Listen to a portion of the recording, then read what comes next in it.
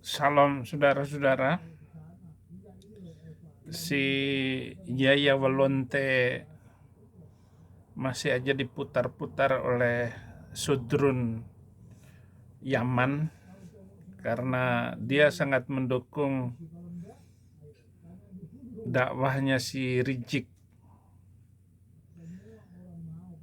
Dia kali ini ternyata dia juga ikut menghina Panji Gumilang dan mengejek Panji Gumilang. Panji Gumilang itu adalah orang dengan kecerdasan di atas rata-rata dan dia termasuk orang yang belajar dengan kuat, memahami Islam dengan baik. Itulah yang saya kenal dari Panji Gumilang. Tetapi si Yahya Waloni yang baru belajar nggak ada 5 tahun, 3 tahun belajar Islam, hanya belajar bagaimana berceramah, bagaimana membawa Islam itu di dalam persoalan komukis, persoalan hanya perdebatan dan menimbulkan pertanyaan-pertanyaan. Itu yang dilakukan oleh si Yahya Walonte ini, saudara-saudara. Silakan bantai itu Panji Gumilang. Ayat Al-Maidah tadi, ayat karangan Yahya Waloni, karangan para ulama, karangan para mubalik, atau ayat yang diturunkan Allah. Berarti Panji Gumilang ini bukan hanya menentang umat Islam Indonesia, dia juga sudah menentang Allah Subhanahu wa Ta'ala. Saya tinggalkan Kristen, masuk ajaran Islam karena takut dengan ayat itu. Laqad kafaral ladzina qalu innallaha masih ibnu Maryam. Kafirlah orang-orang yang berkata Isa anak Maryam adalah Tuhan selain Allah. Ini kalau otak memang inilah. Bayangkan kita ini di Indonesia ini seperti seorang mualaf yang baru belajar Islam, datang di pesantren. Dia tanya sama kiai, "Kiai, naam, lah baik. Anak mau belajar sama antum, mau belajar Islam, mau belajar sholat, udah belajar macam-macam ilmu tentang syarat syariat Islam, masuk kepada konsep sholat, diajarkan oleh kiai. Coba sebut. Ihdinas siratal mustaqim. Mana mualaf dia bilang ihdinas siratal mustaqim. Bukan kaf, tapi qaf. Bedakan antara ka dengan q.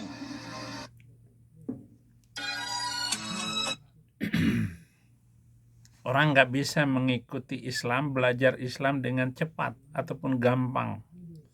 Kalau hanya sekedar untuk polemikus seperti itu, ya kamu tidak mengenal apa-apa.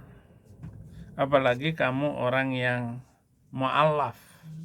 Namun yang murtad lagi tidak mungkin dibaharui sekali lagi sedemikian hingga mereka bertobat. Sebab mereka menyalibkan lagi anak Allah bagi diri mereka dan menghinanya di depan umum.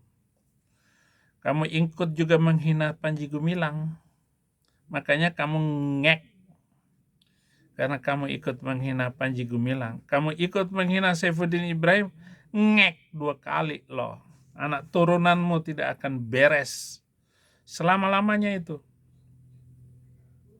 Kecuali kamu balik lagi, anak-anak istrimu kembali lagi kepada Kristen, kamu akan dijamin, kamu akan benar, anak dan keturunanmu. Kasihan kamu, Yahya Waloni. Dan aku mendengar seperti ada suara di tengah-tengah keenam makhluk itu, berkata, secupak gandum sedinar dan 3 cupak jelai sedinar. Tetapi janganlah rusakkan minyak dan anggur itu. Kamu telah merusak rasa, iman, hati, hanya karena urusan wanita dan urusan harta kekayaan. Ketika kamu ditangkap waktu itu, kamu bilang jawab kepada apa? Kepada Pak Polisi supaya kamu diundang terus kan? Lalu kamu berkuar-kuar, saya dengan tulus murni untuk menyampaikan, dan saya tidak pernah berhenti menyampaikan Islam rahmatan lil kelamin ini. Yudas 1 ayat 6. Dan bahwa ia menahan malaikat-malaikatnya yang tidak taat pada batas-batas kekuatan mereka, tetapi yang meninggalkan tempat kediaman mereka dengan belenggu abadi dalam dunia kekelaman sampai penghakiman pada hari yang besar. Kamu akan mengalami, kamu akan terikat mentalmu karena kamu telah menghina Kristus Yesus. 3 Yohanes 1 ayat 6, mereka telah memberi kesaksian di hadapan jemaat tentang kasih-Mu, baik benar perbuatanmu, jikalau Engkau menolong mereka dalam perjalanan mereka dengan suatu cara yang berkenan kepada Allah. Tapi lebih daripada itu, kamu di luar jangkauan, kamu sudah meninggalkan Yesus. Kamu bukan sekedar domba yang hilang. Kamu telah menghina Tuhan di depan umum. Maka kehidupanmu tetap kacau dan berada di dalam tekanan yang keras. 2 Yohanes 1 ayat 6, dan inilah kasih itu, yaitu bahwa kita harus hidup menurut perintahnya.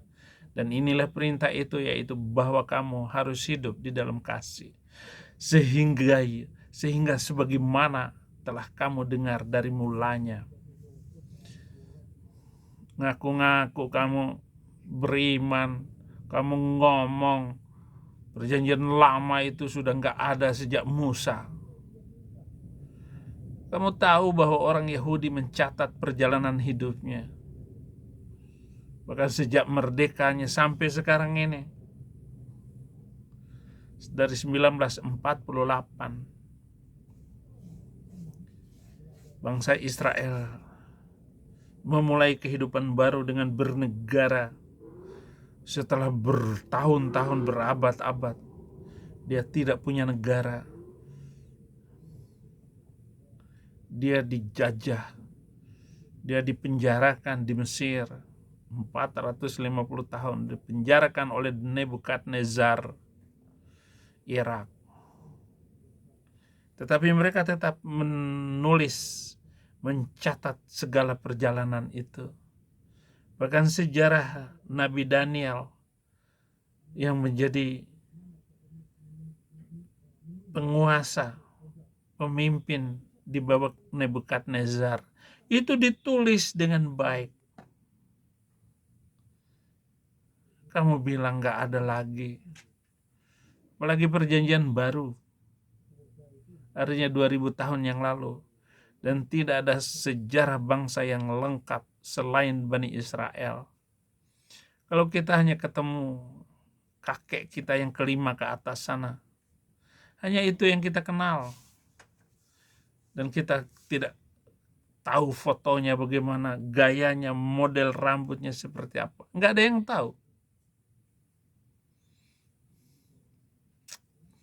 1 Yohanes 1 ayat 6, jika kita katakan bahwa kita beroleh persekutuan dengan Dia, namun kita hidup di dalam kegelapan, kita berdusta dan kita tidak melakukan kebenaran. Hanya ceramah dari sana kemari loh. Dan kepada pengetahuan, penguasaan diri, kepada penguasaan diri ketekunan, dan kepada ketekunan kesalehan, dan kepada kesalehan kasih akan saudara-saudara, dan kepada kasih akan semua orang. Sebab apabila semuanya itu ada padamu dengan berlimpah-limpah, kamu akan dibuatnya menjadi giat, berhasil dalam pengenalanmu akan Yesus Kristus Tuhan kita. Sayang, kamu sudah innalillahi wa inna ilaihi raji'un, dan kamu sudah ngek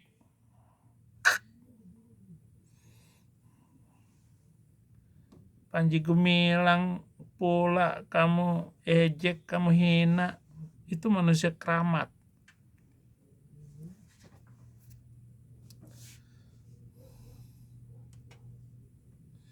Bergembiralah akan hal itu. Sekalipun sekarang ini kamu seketika harus berduka cita oleh berbagai-bagai pencobaan. Maksudnya ialah untuk membuktikan kemurnian imanmu yang jauh lebih tinggi nilainya daripada emas yang fana, yang diuji kemurniannya dengan api, sehingga kamu memperoleh puji-pujian dan kemuliaan dan kehormatan pada hari Kristus menyatakan dirinya. Hendaklah ia memintanya dalam iman, sama sekali jangan bimbang, sebab orang yang bimbang sama dengan gelombang laut yang terombang-ambingkan kian kemari oleh angin. Jadi jangan goyah sedikit pun. Siapapun Anda,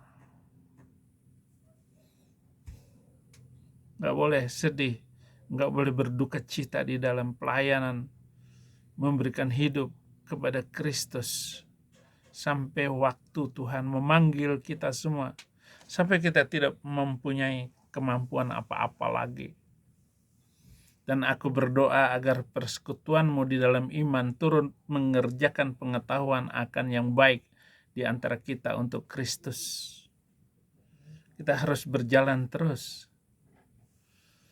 1 Titus 1 ayat 6, yaitu orang-orang yang tak bercacat, yang mempunyai hanya satu istri, yang anak-anaknya hidup beriman dan tidak dapat dituduh karena hidup tidak senonoh atau hidup tidak tertib.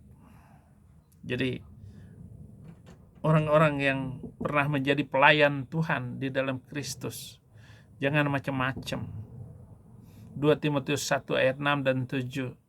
Karena itulah kuperingatkan engkau untuk mengobarkan karunia Allah yang ada padamu oleh penumpangan tangan atasmu. Sebab Allah memberikan kepada kita bukan roh ketakutan, melainkan roh yang membangkitkan kekuatan, kasih dan ketertiban. Itulah orang-orang yang percaya kepada Yesus Kristus. Bukan dengan model kamu seperti itu, Yahya. Terima kasih. Tuhan Yesus memberkati.